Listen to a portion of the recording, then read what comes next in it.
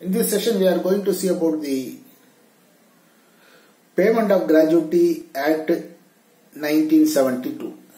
It is an act for framing a scheme, for providing a scheme for payment of gratuity to the employees. Section 1 subsection 3 of the act deals with the applicability of the act. It says the act shall apply to every factory, mine, oil field, plantation, port and railway company. It further says the act is also applicable to shops and establishment as defined by any law which has employed or which has been employing more than 10 persons on any day in the preceding 12 months. In the preceding 12 months, if there are more than 10 or more than 10 persons are working or were working, then that shop or in establishment will also come under the provisions of the act. Third, the central government may by notification make the act applicable to certain class of establishments or establishments. Fourth, in the case of a shop or establishment, if the act is made applicable because the unit was having more than 10 employees, it will continue to be governed by the provisions of the act even if the number has fallen down. Even if the unit has been employing only 9 employees now. Once it is more than 10, once the unit has come, once the shop or establishment has come within the provisions of the act, it will continue to be governed by the provisions. Now we will see the definitions. Definition section 2. First word definition is appropriate government. Which is an appropriate government? It is central government is the appropriate government in the case of establishment belonging to or under the control of central government, or establishment having branches more than in one state, or factories belonging to or under the control of the state government, central government, major port, mine, oil field, railway company and central government. In all such cases, central government is the appropriate authority. In all other cases, state government is the appropriate authority. Next definition is on completed year of service. Completed year of service means continuous service for 1 year. 1 year continuous service. What is continuous service? That is defined in section 2A that we will see later. Then who are all employees covered under the act? Employee means any person employed on wages. He may be a skilled worker, unskilled worker or semi-skilled worker. He may be a clerk or he may be a technical person. He may be in administration or he may be in managerial position. He comes under the act. Next is the act also defines a family because in the case of death, the gratuity should be paid to the family members of the deceased person, deceased employee. So it defines a family also. Family means in the case of male employee, himself, his wife, his children, whether married or unmarried children, his dependent parents and also the dependent parents of his spouse, and the children of the predeceased son and also the widow. Next is wages. Wages. What are the wages included for the purpose of calculation of gratuity? Wages means all emoluments which are earned by an employee while on duty or on leave in accordance with the terms and conditions of the employment. So all emoluments. But subsequent to that qualification comes. It includes dearness allowance. So the wages includes dearness allowance. But it does not include any bonus, commission, house rent allowance, overtime wages or any other wages. So, house rent allowance is not included, overtime wages not included, other things are only that dearness allowance is included. Now we will see the section 2A continuous service. This is important because gratuity is paid on the basis of the continuous service. You should have a continuous service. There are two clauses. Number 1, uninterrupted service. A person is said to be in continuous service for a period he has been in uninterrupted service. So there should be no break in service, uninterrupted service. But there is an excuse for that. Some exceptions are allowed. That is, if the absence is due to sickness, accident, leave, or layoff, strike, lockout, cessation of work not due to any fault of the employee. If all these such things, even if the employee has not attended the unit, attended the establishment, because of this reason, his uninterrupted service is not affected. For example, he was on leave for 1 month. His uninterrupted service is not affected because he is on leave. Even if the person is absenting from duty without leave, if his absenteeism is regularized by the appropriate authority, there is no break in service, no interruption, but the punishment was given for a break in service. In such a case, uninterrupted service is not there. Even if it is absent without leave, only when it is specified that he is admitted to the office only with the condition with a break in service. In such a case, uninterrupted service is not there. This is one. Uninterrupted service where some exceptions are permitted, like leave, absent, layoff, strike. This is clause 1. Somebody cannot be fit into this clause. He might have come to the office, but maybe some break in service. In such cases, the clause 2 comes in. Clause 2 comes in, they say it is deemed to be in continuous service. Where an employee is not in continuous service within the meaning of clause 1 for a period of 1 year or 6 months, he shall be deemed to be in continuous service. He shall be deemed to be in continuous service when, if he works under the ground, he has been working for 190 days. A person working in a mine and he has been working for 190 days during the period of 12 calendar months. 12 calendar months he worked for 190 days. In such case, he is deemed to be in continuous service for 1 year. In other cases, it is 240 days. Second, if the person has been working for 95 days under the ground, mines, he will be deemed to have been in service for 6 months, and if it is 120 days for other cases. For this, laid off under an agreement can be included. Leave with full pages can be included for arriving at that 240 days or 190 days. Absent due to temporary disablement caused due to accident during the course of the employment can also be added. He was in a factory accident and he was absent from duty because of that sickness or because of that injury. In such a case, that day may also be added.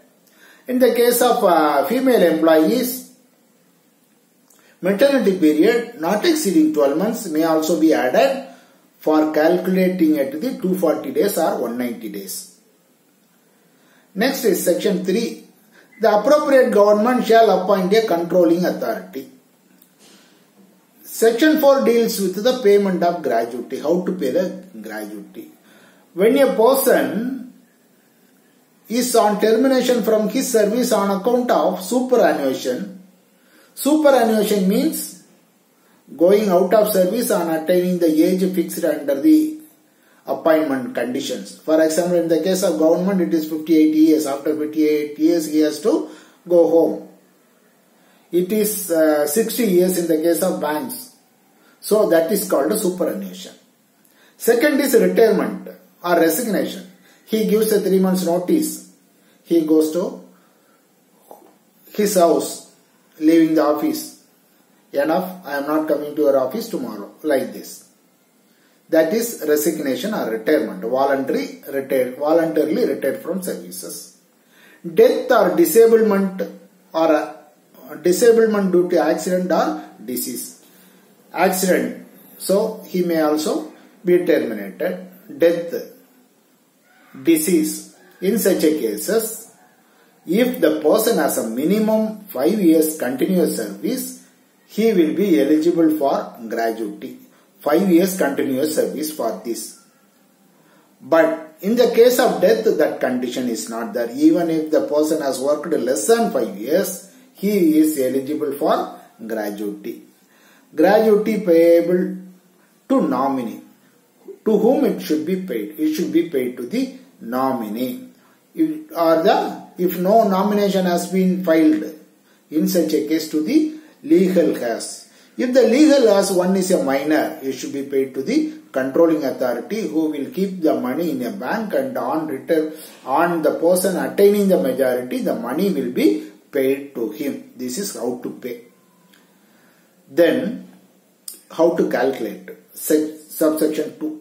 For every completed service or part thereof in excess of 6 months, 15 days wages. A person has worked for 5 years, 3 months. So he will be eligible only for 5 years. A person has worked for 10 years, 9 months. He will be eligible for 11 years. 11 years multiplied by 15 days. That amount will be paid to him. Every completed service or part thereof in excess of 6 months. For these 6 months only we have calculated that 120 days and 95 days. Or there also we are mentioning about the 6 months. Any year, completed year and part thereof, if the part thereof is more than 6 months, it will be treated as a completed year and that amount will be paid. Next, in the case of piece rated wages, a person works on a piece rate wage, just like a textile industry. He is given salary based on the work he has done. One day it may be 1000, other may be 400, the another day it may be 1500. How to calculate? For that, average of the total wages received by him for a period of 3 months immediately preceding the termination of the employment. If he is going on a termination on 31st March, immediately in the preceding 3 months, so how much he has earned, and then you take a average. It is in the case of piece rate. No, any overtime done should not be taken into account. In the case of seasonal, how much to calculate? 7 days per season, that is the amount. 7 days per season. In other cases we are calculating 15 days per completed year. Here 7 days per season. How to calculate the 15 days wages? That is total income in a month divided by 26 months. It will give you 1 day's salary, 1 day's wages, then you multiply it with 15. That is, in a year, in a month there may be 28 days or 30 days or 31 days. Confusion will come. So Act says you divide the total by 26. That is his 1 day wage. Multiply with 15. And that multiply with the number of years. That will be that. Maximum years, previously it was 3,50,000. Subsequently now, recently this has been increased to 10 lakh rupees. 10 lakhs is the maximum gratuity payable. Even if a person has worked for 35 years, 35 multiplied by 15 days per year, if such a case it may be more than 15 lakhs. Then the amount payable will be only 10 lakhs. Another class 4 says, if a person is on reduced wages, a person was working with a good salary, subsequently he met with an accident, now he is on the employment with the reduced wages. In such a case, take the old wages for that period, and for this period you take the reduced wages. Class 5 says, if the unit is giving more beneficial terms of gratuity, let it be the Act will not say anything on that. You can take on your own things. The Act is not against that. The employer can give gratuity which is beneficial to the employees than what is suggested by the Act. Next, section 6, subsection 6. It says if a employee has been terminated, a gratuity of an employee whose services have been terminated for any act, willful omission or negligence causing any damage or loss to the company, in such a case, recover the amount of damages. A person, by mistake, by his negligence, damaged a machine and he has been terminated. In such a case, collect the amount from him. Next is, if a person is terminated for his riotous or disorderly conduct. A person, a trade union leader, he damaged the machines and he has been terminated. Disorderly behavior.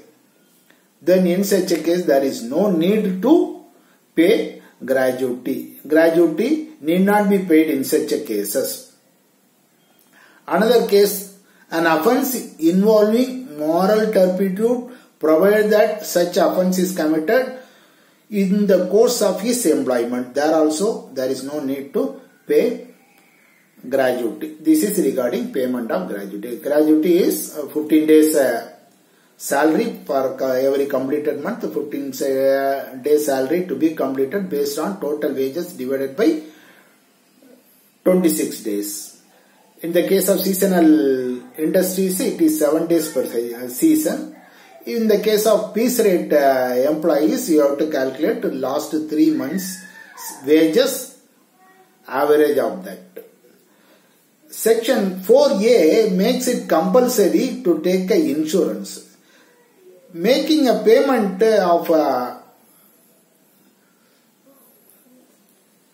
gratuity will be difficult. It will, in 1 month 5% will be going, another month 10% will be going, next month nobody will be going. In such a case, giving a bulk payment, maybe 10 lakh per person means 5% going means the company has to pay 10 lakhs. But the liability has arisen out of 30 years. Every year only 15 days. He should have saved the money. So what the law says, you take an insurance from life insurance company under this, for this liability. When the persons are going, take the money from the insurance company and pay to them. So company is saved because no bulk payment at single point of time. Every month he is making payment. This is made as a compulsory item. Section 5 says the central government or the appropriate government can exempt some company. You need not take insurance, you manage your own funds. If the unit is having more than 500 persons, they themselves can have a board of trustees. They will manage the funds. The funds will be paid by the employer to that fund. They will be, for example, a bank may be having 1 lakh employees. They need not take a policy. They will have their own board of trustees of PF and gratuity. Money will be paid by this employer, that is bank, to that board. They will manage the funds. They will invest in debentures. They will invest in shares, like that. The central government has the power to exempt it. In the next part we will see the remaining.